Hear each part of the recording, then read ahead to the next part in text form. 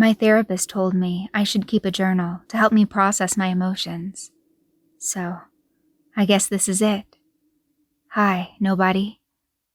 I just want you not to feel so bad about whatever it is you're going through right now. Reality is a nebulous thing. Shit happens for no reason sometimes. Nothing is as it seems. I might as well just start with getting the boring, empirical stuff out of the way.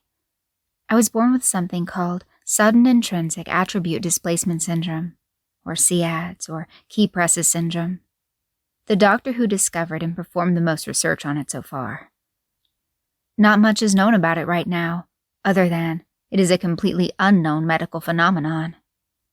I was born to Alex and Amanda Phillips on March 23, 1996. When I was born, the nurses noticed an unusual and terrifying circumstance that may not be seen again for some time. As my mother went into labor, they discovered that half of my leg was poking through her stomach, as if intangible. This is the first property of SIADS, sudden mass dissipation. They tried to pull me out, but the other half of my leg was still tangible apparently, and got stuck inside her. At first they thought I had somehow punted my way through her stomach, until they tried touching my foot and saw it was immaterial. I am told there was lots of confused shouting and scrambling during this period. After struggling for some time with this medical anomaly, the worst happened. My leg solidified while still cross-sectioned with my mother's stomach. They had to perform impromptu surgery to get me out. Amanda Phillips died at 2 a.m. on a Saturday. For a huge period of my childhood, I wasn't allowed to go to school, and spent most of my time in a large gray building, being taught by Dr. Creeparoni, the man I mentioned earlier. He was very kind to me. I remember the first day I spoke to him, when I was 6, he offered to play Smash Brothers Melee with me.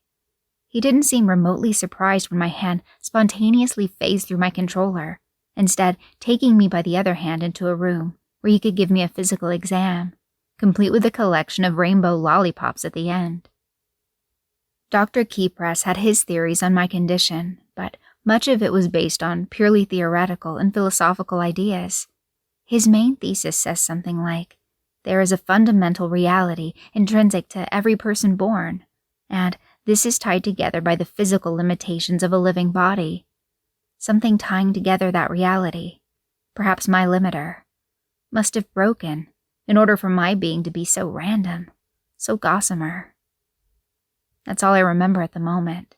Frankly, I was always too distracted by everything going on to really look into his theories. My childhood was rough on my dad, who constantly felt like he needed to walk on eggshells around me. He would safety-proof everything, from windows to my bed to the basement, worrying I'd spontaneously fall through the floor. But even after the full-body intangibility started hitting me during my sleep, it seems I didn't really need it. I'd just float where I was for up to 20 minutes and then suddenly plop down onto my bed, which was only a few inches below me. Even if I did fall through the floor into the concrete below, I doubt there would be much he could do about it. At some point, during one of my doctor's visits at the age of 10, Dad simply got up and left the house. I came home that day to find that he moved away, possessions and furniture and all, and left his entire savings account info for me to help fund research into my condition in hopes of finding a cure. I guess the stress of not knowing how to protect his own child got to him. I don't blame him. And Dad, if you ever get to read this in my memoirs, don't be sad. I still love you, and hope we can talk after all this is over. Starting from that year onward, I was sort of adopted by Dr. Creeparoni and treated to many mind-boggling tests. It was during this period of roughly 3 to 4 years that my SIADS began evolving in ways nobody could have foreseen. I remember there was this first big team of leading scientists in the room at the time when I began my first set of random tests.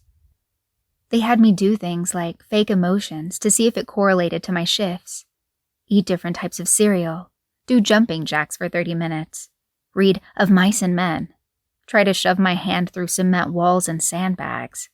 Too many tests to count. and then the morphing started.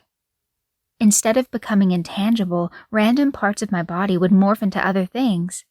I think we called it a transmog event. At first, patches of my skin would harden or become incredibly soft and discolored. Then, it began mimicking materials, turning into plastic or metal or cloth. Then they'd start turning into actual objects. My hands may have turned into a toy train, or my ears became speakers, or my legs would meld into a single marble column. That one was kind of funny. I fell onto my face and smashed my nose into a bloody pulp during that one. I remember being in the hospital and laughing maniacally when they showed me my bent nose afterward. The doctors were stunned and had no words for these events, and many ended up quitting the first few days. But I do have a loyal team pushing me forward with Dr. Creeparoni at the head, whom I call Father nowadays. I was finally allowed to go to school when I was 15. By that point, everyone knew who I was, since my condition was being broadcasted 24/7 to the world. When there wasn't a cameraman in the distance watching me leave the school bus, there were newscasters and annoying journalists trying to ask if I felt like I was human. I was taught to ignore them, but I also kind of liked being a celebrity. I liked feeling special. I remember the kids being nice enough, surprisingly. Nobody ever tried to bully me, and even a few kids would help me eat lunch when my torso became that of a barrel and I couldn't move my limbs. It was the teachers who gave me awkward side glances and spoke in hushed tones when I walked by, afraid that I'd somehow give them a disease when, in all honesty, there wasn't even a scientific notion that my condition was infectious. I don't know. Maybe everyone secretly thought that, and that's why I generally sat alone in class. I met my first and last girlfriend around 17. Her name was Clarice, and she was lovely. A very squeaky and tiny girl with large eyes. I still remember the first time we kissed, the first time I held her tiny hand in my own. She didn't even care when it phased and wobbled into the form of a dinner plate. She didn't care when we first tried to go all the way, and I shifted into a wooden modeling doll. And she didn't care when I tried saying, "I love you," but couldn't get the syllables out as my head kept spinning in the form of a klaxon alarm. She started to care when my shifting not only included objects, but grotesque animal traits. One minute, I'd be totally normal. The next minute, my torso and limbs began to shift into that of a dog's, or a bird's, or even into a crab's. Skittering about sideways might have been funny too, but I saw pain in her eyes when she realized she'd have to deal with this forever if she cared enough to stay with me. I still think about the day we were making out, and my body shifted and fell into that of a massive pink worm, writhing about on the floor and leaving a trail of mucus. She looked down at my remaining human eyes and said, "I love you so much. Please understand. I love you so much."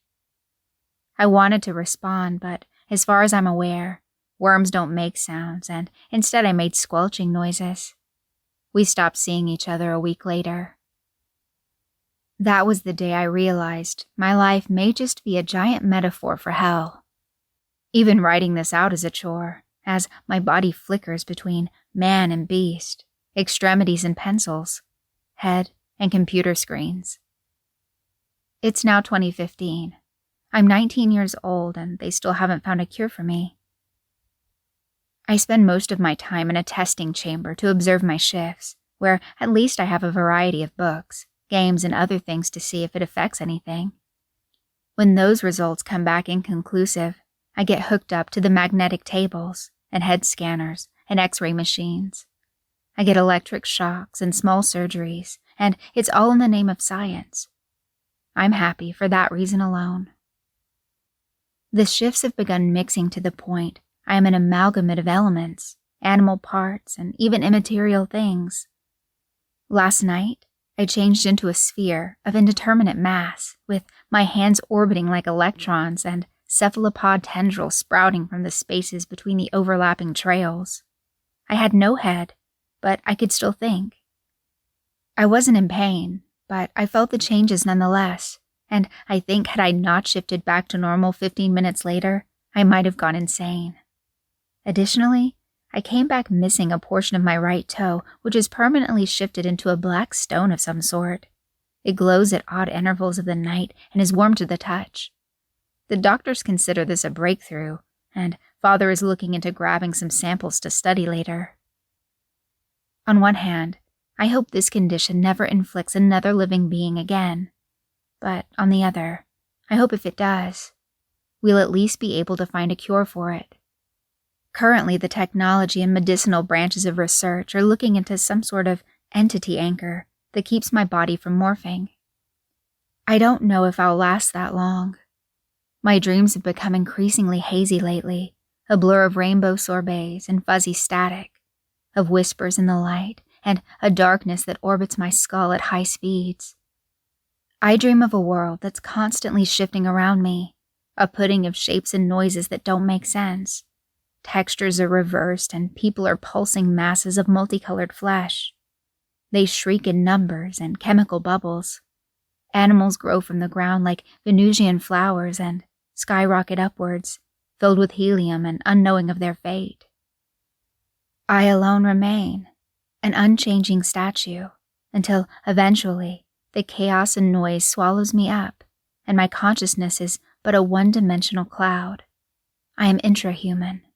I am nebulous, and I don't have a place in this world.